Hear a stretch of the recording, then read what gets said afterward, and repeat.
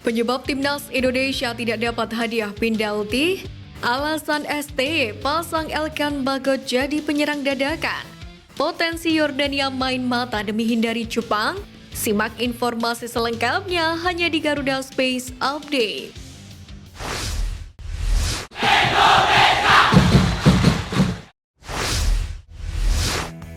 Timnas Vietnam harus pulang dengan tangan hampa usai kalah dari Irak dengan skor 3-2 di laga pamungkas Grup D Piala Asia 2023. Hasil tersebut menempatkan Irak di posisi puncak klasmen Grup D dengan 9 poin dari 3 laga.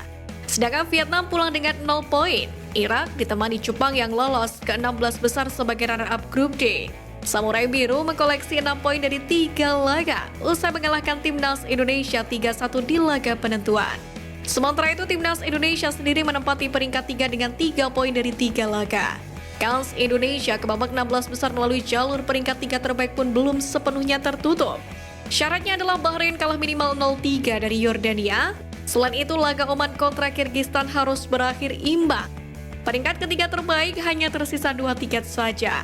2 lainnya sudah pasti dimiliki oleh Palestina dan Suriah dengan koleksi 4 poin. Saat ini skuad Garuda mengkoleksi 3 poin dengan min 3 selisih gol. Bahrain di atasnya dengan 3 poin dengan min 1 selisih gol. Oman menyusul dengan 1 poin dengan min 1 selisih gol. Timnas Indonesia dipastikan gagal merebut posisi runner-up Grup D Piala Asia 2023 usai kekalahan lawan Jepang di laga pamungkas. Kekalahan 1-3 dari Jepang membuat kondisi timnas Indonesia tidak nyaman dalam klasemen peringkat 3 terbaik fase grup Piala Asia 2023. Sebab saat ini Garuda bertengger di posisi ketiga dengan 3 poin dengan selisih gol min 3. Timnas Indonesia sendiri menyamai pencapaian di Piala Asia edisi 2007 silam dengan finish ketiga di babak penyisian grup.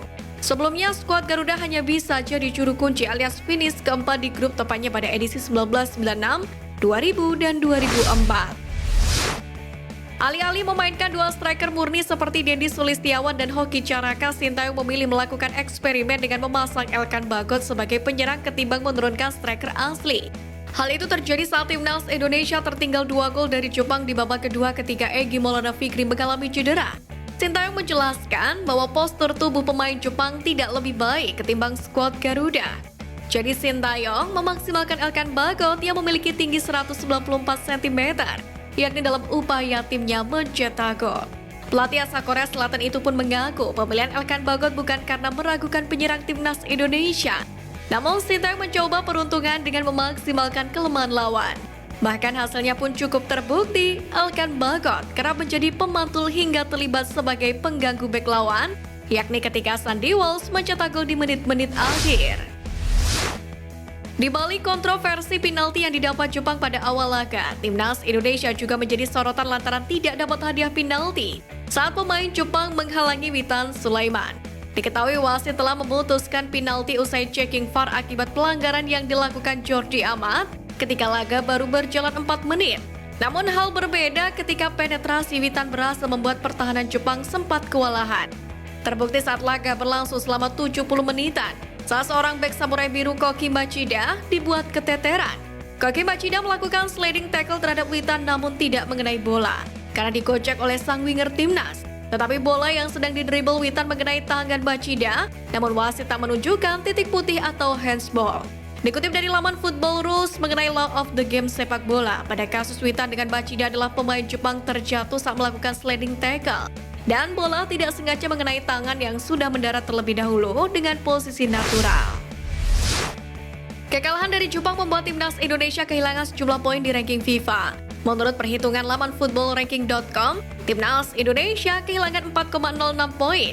Hal itu berarti poin timnas Indonesia merosot dari 1076,91 poin menjadi 1072,85 angka. Untungnya saja, timnas Indonesia tidak mengalami penurunan posisi. Jordi Amat dan kawan-kawan masih tertahan di peringkat 142 dunia. Skuad Garuda sendiri sempat mengalami peningkatan yang signifikan usai mempermalukan Vietnam di matchday kedua penyisian Grup D. Namun timnas Indonesia bisa kembali memperbaiki posisi di ranking FIFA jika lolos ke 16 besar. Setelah melalui 2 pertandingan di Grup E, Yordania racikan Hussein Amouta memuncaki klasemen dengan 4 angka. Perolehan poin Yordania sama persis dengan Korea Selatan di tempat kedua lantaran unggul selisih gol. Jika tidak kalah lebih dari selisih 4 gol kontra Bahrain, Yordania dipastikan lolos ke 16 besar Piala Asia 2023. Di atas kertas sulit bagi Bahrain mengalahkan Yordania. Hanya saja Yordania mengalami kendala jika finish sebagai juara grup E. Sebab bakal dihadapkan dengan runner-up grup D yang notabene calon kuat juara Piala Asia 2023 Jepang. Diprediksi jika boleh memilih, Yordania lebih baik finish sebagai runner-up grup E. Hal itu karena dengan finish sebagai runner-up grup, mereka hanya akan bersua dengan runner-up grup B, yakni Uzbekistan. Untuk itu Yordania berpotensi tidak mengincar kemenangan untuk menentukan langkah selanjutnya. Andai laga Yordania dan Bahrain berakhir imbang, keduanya bak simbiosis mutualisme. Yordania hanya akan bersua Uzbekistan di 16 besar Piala Asia 2023. Sementara itu Bahrain diprediksi lolos ke 16 besar Piala Asia 2023, yakni lewat jalur peringkat 3 terbaik, bermodalkan 4 poin di tangan. Jika kondisi ini benar terjadi, maka timnas Indonesia praktis dirugikan.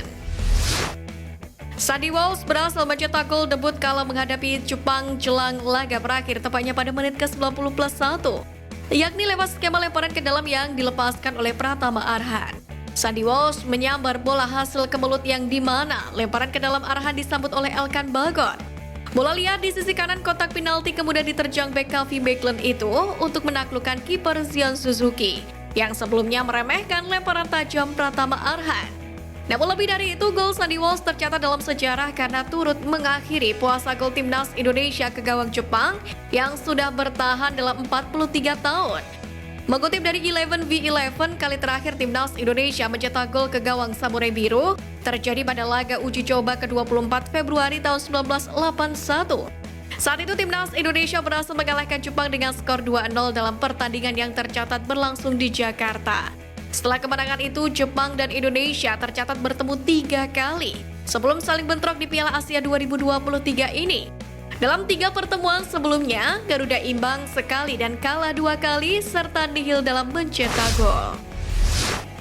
Timnas Indonesia menjadi salah satu dari 6 negara dengan ranking terendah yang berlaga di Piala Asia ini. Pada Mei 2023 saat undian pembagian grup dilakukan, Indonesia bahkan berada di posisi paling buncit di antara 24 kontesan lainnya. Saat itu Indonesia ada di posisi 149 dunia. Sementara menurut ranking FIFA per Desember 2023 ini, Indonesia sudah menanjak ke peringkat 146. Hong Kong tercatat sebagai negara dengan ranking paling bawah, yakni menghuni posisi 150 dunia. Meski telah menempati peringkat 142 dunia, menurut Putih Ranking, FIFA belum memberikan update dan timnas Indonesia masih berada di peringkat 146 dunia. Kendati demikian, pelatih timnas Indonesia Sintayong menilai anak asuhnya pantas berada di posisi yang lebih tinggi dalam ranking FIFA usai dikalahkan Jepang di Piala Asia 2023. Berdasarkan penilaiannya, tim Merah Putih punya performa yang apik, bahkan berhasil mematahkan prediksi yang menganggap skuad Garuda bakal tersingkir lebih cepat. Pengamal sepak bola Justinus Laksana alias Coach Justin memberikan pandangannya mengenai siapa pelatih yang layak menjadi pengganti Sintayong jika tidak mendapatkan perpanjangan kontrak. Coach Justin menilai Jose Mourinho yang saat ini sedang menganggur pasca di Depak AS Roma bisa merevolusi mental pemain skuad Merah Putih. Selain itu, kehadiran Jose Mourinho bisa memperbaiki cara bertahan timnas Indonesia. Pelatih asal Portugal itu bisa mengajari bagaimana yang benar. Namun Coach Justin juga menegaskan bahwa Jose Mourinho memiliki taktik yang pragmatis. Untuk itu, Coach Justin tetap berharap PSSI tetap melanjutkan kerjasama dengan Sintayong. Diketahui kontrak Sintayong bersama timnas Indonesia akan berakhir pada Juni 2024 ini, di mana setelah Piala Asia 2023 ini ada satu event lagi yang bakal menjadi penentuan nasib nahkoda asal Korea Selatan tersebut, yakni Piala Asia U23 2024. Ajang tersebut akan bergulir pada 15 April sampai 3 Mei 2024 di Qatar. Skuad Garuda masuk di grup A bersama dengan Qatar, Australia, dan Yordania. Sekian Flash News kali ini Sobat Garuda, mari terus dukung perjuangan Timnas Indonesia. Nantikan Flash News edition dari Garuda Space selanjutnya. Terima kasih dan salam olahraga.